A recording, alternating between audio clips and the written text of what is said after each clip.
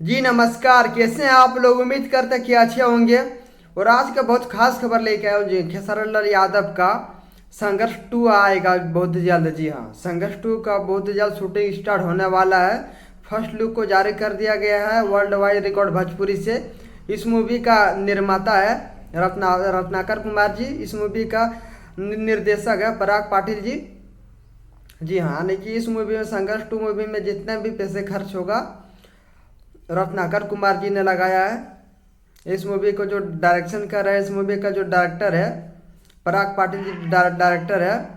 और ये संघर्ष 2 आप लोग को 2022 में आपको देखने को मिल जाएगा या फिर 2021 के लास्ट महीना तक, क्योंकि अभी इस मूवी का शूटिंग स्टार्ट नहीं हुआ है। शूटिंग स्टार्ट होने वाला है। जी हाँ, संघर्ष 2 का शूटिंग स्टार्ट होने वाला है बहुत जल्द। संघर्ष 2 का शूटिंग बहुत जल्द शूटिंग होने वाला है, तो आप लोग तैयार रहिएगा।